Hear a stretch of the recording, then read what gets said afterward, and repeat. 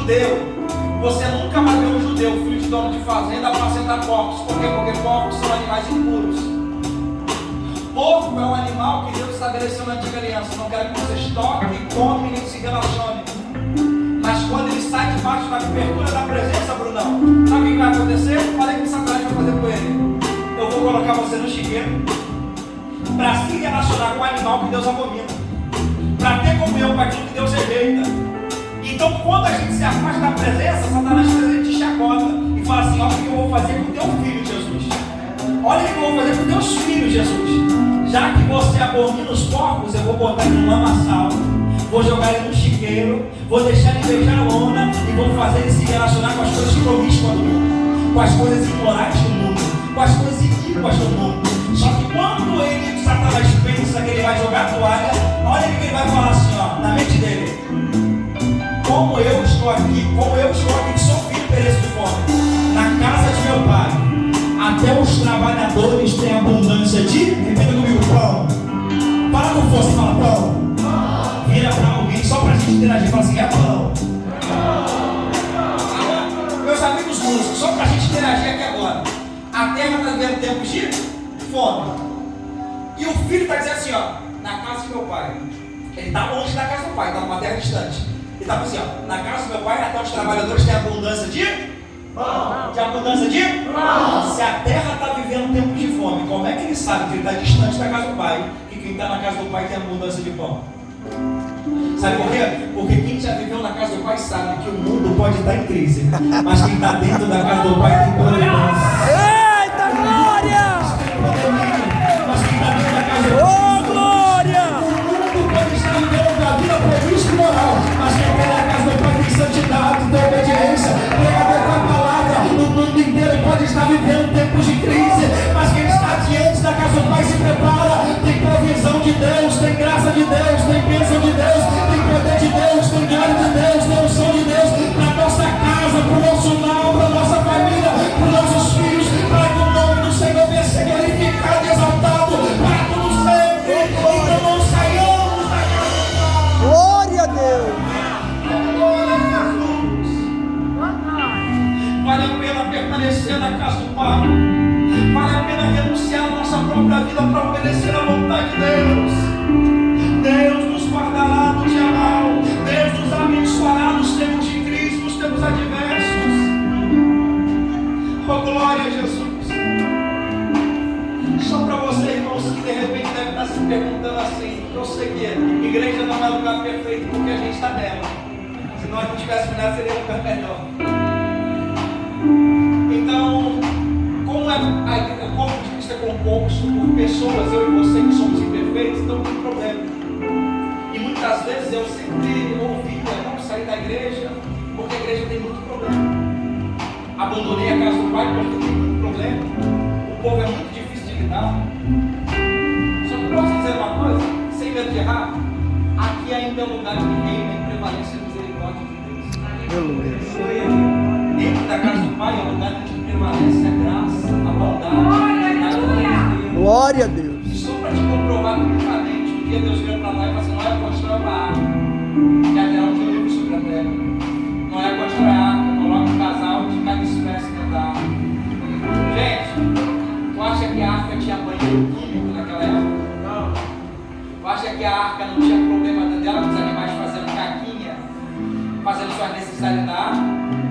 Quem está dentro da arca, no período que a arca está no dilúvio, está vivendo tempo lá dentro com dificuldades também, porque o cheiro é horrível. Tem problemas também dentro da arca. Só que o problema maior é o quê? A gente vai abandonar a arca para cometer suicídio lá fora, porque lá fora reina a morte. Lá fora reina, desculpa a expressão, a desgraça. Lá fora reina a catástrofe. Lá fora reina tudo aquilo que não presta. O lugar onde tem a misericórdia de Deus é onde? Para quem está dentro, tá. Lucas, com a palavra. Eita Deus! Enquanto Jesus voltar, a gente vai viver tempos de problema na igreja. Vai ter aquele irmão chato, vai ter aquela irmã enjoada, vai ter aquele gabinete pastoral que toda semana o Senhor faz, pastor Alex, e toda semana o Senhor faz, pastor Carlos, pede para se arrepender e volta os mesmos pecados, as mesmas dificuldades. Vai ter problema, vai ter dificuldade, mas vamos parar de ser semi-mago e fala assim: vou sair da igreja, vou largar Jesus. Ô, glória! Não abandona a casa do Pai, nem larga a presença, porque esse lugar ainda ri na misericórdia, ainda ri na ainda ri na fidelidade do Pai para conosco. Permaneçamos na casa de Deus, permaneçamos na casa do Pai. Só que agora o filho vira e fala assim: na casa do meu pai tem abundância de pão e eu aqui pereço de fome. Levantar-me-ei, irei ter com meu pai e direi: Pai, pequei contra o céu e perante a ti. E já não sou digno de ser chamado teu filho. Trata-me por pai como um dos seus trabalhadores. Ele está bolando já o seu arrependimento, discurso de arrependimento. E de repente ele começa a se locomover para a casa do pai. E quando o pai o avista, o texto diz que o pai corre em direção a ele. Abraço, beijo, o filho dele fala assim: Pai, eu peguei contra o céu e perante a ti. E gente, eu gosto da atitude do filho. Por quê? Porque isso denota responsabilidade. Ele saiu de forma irresponsável. Mas chegava para o pai e falava assim: Pai, peguei contra o céu perante a ti por causa do meu irmão mais velho que ficava me atazanando dentro da sua casa. Mas não. Ele diz assim: Pai, eu peguei. Ele poderia falar assim: Pai, olha, eu saí da tua presença por causa da irmã, da cantina que fez salgado que não estava tão bom, e eu me irritei com ela e saí da tua presença. Mas ele chega e assume a responsabilidade de dizer: Pai, saí porque eu peguei. Ele poderia terceirizar a sua atitude errada e falar assim: não, foi por causa de fulano, ciclano, eu quero, mas não. Pai, eu saí porque eu peguei contra o céu e perante a ti. O filho pródigo é alguém que errou, falhou, mas quando voltou entendeu. Não foi por causa de fulano, não foi por causa de ciclano, não foi por causa de Beltrano, não foi por culpa do diácono que deixou de me dar a paz do Senhor, eu entrei, não foi por culpa do pastor que deixou de me dar uma ligação, não. A gente não se afasta por causa de pessoas, a gente se afasta por causa do Deus soberano. Aleluia. As nossas iniquidades fazem separação entre nós e Deus. E eu estou incluindo, não estou colocando vocês, estou colocando nós. É o nosso pecado que nos afasta da presença. É o nosso pecado que nos separa de Deus. É o nosso pecado que faz a gente querer sair da casa do Pai. E o que é que nós precisamos fazer? Assumir a responsabilidade. Eu, Senhor, me estirei na fé, eu me arrependo do meu pecado. Eu, Senhor, pequei contra o Senhor. Eu, Senhor, falhei contra o Senhor. Eu, Senhor, errei contra o Senhor e contra o céu. E eu estou aqui para lhe pedir perdão. Eu estou aqui para me arrepender. Eu estou aqui para reconhecer a minha insignificância diante da sua presença e entender que só o Senhor pode me regenerar de novo. Que só o Senhor pode me redimir de novo. Não dizendo que o sacrifício de Jesus da cruz não já nos redimiu, mas estou dizendo que Jesus pode mudar o quadro da nossa história quando nós somos humildes o suficiente para reconhecer aonde estamos falhando, aonde estamos pecando, aonde estamos errando. Ele reconhece o pecado de tal forma que você vai ver no texto que o pai não responde a ele. Você não vê o pai falando assim: está tudo bem, eu fui esquenta não. O pai, quando ouve o filho falar, peguei contra o céu, parece que o pai interrompe ele e fala assim: papai, eu já vi que o coração está arrependido. Eu já vi que ele veio disposto a se arrepender. Eu já vi que ele veio disposto a mudar de vida. Eu já vi que ele veio disposto a largar a prática pecaminosa. Eu já vi que ele veio disposto verdadeiramente a entregar a vida para mim. Então faz o seguinte: traga para ele o melhor vestido. Quando ele vem, ele chega do lamaçal, do chiqueiro, está todo coberto da lama. O pai o abraça e beija. Esse é o pai que recebe o filho como ele chegou. Não importa, está coberto de pecado, o pai abraçou e beijou. Está coberto de erro, o pai abraçou e beijou. Está coberto de iniquidade, o pai abraçou e beijou, porque o pai que nós servimos é o pai que recebe o filho que quer voltar para casa. Aleluia a Deus. Mas e aí, Lucas, para permanecer na casa do pai, o pai fala assim: olha só, te recebi como você chegou, mas agora, ó, traga para ele o melhor vestido. Vestimenta na Bíblia fala a respeito do comportamento da igreja, fala a respeito das ações da igreja. Depois você estuda um pouquinho sobre início, a vestimenta da igreja, da noiva do Cordeiro, comportamento, ação, conduta. O que o pai está falando? Ó, te recebi coberto pelo pecado, te recebi com você com atitudes profanas, promíscuas, imorais, pecaminosas, mas agora que você entregou a vida para mim, olha o que eu faço: eu mudo a sua vestimenta, eu mudo o seu comportamento, eu mudo a sua conduta, eu mudo as suas ações para você estar diante da minha casa de forma diferente. Aí depois de ter dado vestimenta nova, ações novas, comportamento novo, conduta nova, ele fala assim: agora coloca o anel no dedo dele. Porque quando ele saiu da casa do pai, ele tinha autoridade de filho. Quando ele estava na casa do pai, ele tinha autoridade de filho. Quando ele saiu, ele perde a autoridade. Onde ele vai parar? No lamaçal, no chiqueiro, para apacentar porcos. Todo mundo faz com ele aquilo que quer. Agora o pai fala assim, ó, coloca anel no dedo dele. Porque anel na Bíblia é uma representação de autoridade.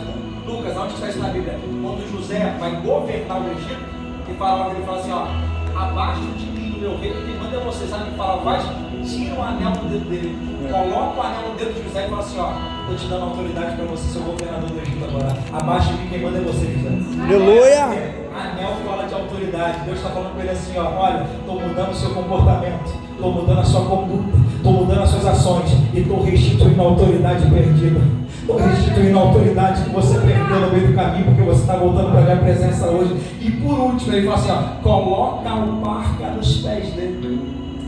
Duas coisas eu quero falar aqui das alpacas. Primeiro, ele estava descalço. Quem andava descalço naquela época era escravo. Então ele chega na casa do pai, coberto pelo pecado, ele é descalço. Por quê? Não estava somente coberto pelo pecado, estava escravizado pelo pecado. É escravo do pecado. Aí o pai fala assim, ó, coloca o parca nos pés. Por quê? Porque você chegou aqui escravo do pecado. Chegou aqui aprisionado ao pecado. Chegou aqui sem domínio próprio pelas suas ações, porque o pecado te dominava. Mas agora eu coloco a parca nos seus pés. Para quê? Para comprovar que a partir de hoje você recebe a minha presença na sua vida e me aceita como único e suficiente Salvador. Você não é mais escravo do pecado. O pecado não tem mais domínio sobre a tua vida, sobre as suas ações, sobre a sua conduta. Por que, pregador? Porque Romanos capítulo 8, a partir do verso 1, Paulo vai dizer, agora nenhuma condenação há para quem? Para aqueles que estão em Cristo Jesus, que não andam mais segundo a carne, não são mais governados pela natureza pecaminosa, mas são governados e regidos pela presença gloriosa, magnífica, majestosa do Espírito Santo de Deus. Outra coisa que eu quero falar da alma, da sandália, calçar os pés. Por quê? Paulo escrevendo Efésios capítulo 6, ele vai dizer que nós vamos calçar os pés na preparação do Evangelho. Olha como é que Deus trabalha. Deus muda o comportamento, muda a conduta, muda a ação. Deus restitui a autoridade, coloca o parca nos pés e fala assim, ó, outrora você estava aí no mundo, fazendo o quê? Idolatrando, profanando, vivendo uma vida promíscua, imoral, adulterando, se prostituindo. Agora eu mudei teu comportamento, mudei tua conduta, mudei tuas ações, restituir a autoridade espiritual sobre a sua vida e estou te calçando novamente na preparação do Evangelho. Agora volta para o mundo, não para idolatrar, não para profanar, não para se prostituir, mas para pregar o bondoso, glorioso, o magnífico Evangelho que transforma, que liberta, que restaura. O Deus que nós servimos é um Deus que tira o ser humano do charco do lodo, do lamaçal do pecado, coloca ele na sua presença e faz dele ainda um instrumento, uma ferramenta de louvor, adoração e glorificação para Deus. Aleluia, Jesus. O Deus gracioso que nós servimos, o Deus misericordioso que tira o homem do pecado e faz dele um instrumento e uma ferramenta na mão dele. Mas para nós concluirmos, irmãos, e você sair entendendo aqui algo interessante, o filho voltou para casa e o pai poderia fazer dele como escravo, mas o pai fala assim, trazei depressa o bezerro cevado, mata o bezerro, matai o comamos e alegremos, porque este meu filho estava morto e revivendo, tinha se perdido e crachado. Ao invés do pai sacrificar o filho ou escravizar o filho, o pai já tinha um bezerro preparado, o pai já tinha um novilho preparado para se sacrificar no lugar do filho. E a Bíblia diz que Deus se agradou em moer o seu próprio filho, que o pai se agradou em moer o seu próprio filho. Quem é esse filho? O Cristo que foi pendurado no madeiro, o Cristo que foi moído por nossas transgressões, o Cristo que foi esbofeteado na casa de Anás e Caifás, o Cristo que foi ironizado por muitos, o Cristo que levou sobre a sua cabeça uma coroa de espinho, que levou uma cana sobre a sua mão, que levou 39 espadadas nas suas costas, que caiu com a sua cruz no caminho para o golpe, que levou os pregos sobre as suas mãos, os cravos sobre os seus pés, que foi pendurado no madeiro, mas quando estava sendo pendurado no madeiro, ele disse: Pai, está consumado. O preço do pecado da humanidade, o preço do pecado de toda a humanidade foi pago no sacrifício de Jesus no Calvário. Nós merecíamos ser condenados. Eu que vos prego, como você que me ouve, todos nós pecamos, todos nós de Deus. Todos nós estávamos destinados, condenados à ira de Deus e ao inferno. Mas graças ao sacrifício de Jesus na cruz, nós temos agora a liberdade, a oportunidade, a alegria de poder adorá-lo, de poder exaltá-lo, de poder glorificá-lo na beleza da sua santidade. É por isso, irmãos, que o melhor lugar para nós estarmos é na casa de Deus, é debaixo da cobertura da presença, é diante do local onde reina a paz, a graça, a misericórdia do Senhor, que é o corpo de Cristo, que é a casa de Deus, que é a noiva, que é fazer parte da noiva do Cordeiro. Eu queria falar para a igreja aqui essa noite, é que haja o que houver, aconteça o que acontecer, independente das dificuldades, independente das propostas que possam lhe oferecer de lado, permaneça onde reina os princípios de lado, permaneça debaixo da cobertura da palavra de Deus e vivamos uma vida em comunhão dentro da casa de Deus, porque Ele tem cuidado de nós, os meninos de Deus. Nos colocamos de pé, por favor, essa noite. Eu queria fazer um convite aqui ainda, se assim os pastores estão aqui. Só para a gente não esquecer, irmãos. E você fixar isso no seu coração. Não estou dizendo que nós não teremos problemas dentro da casa do Pai.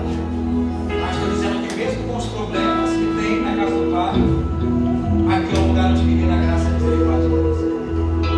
Aqui é o lugar onde vive a bondade e a fidelidade de Deus.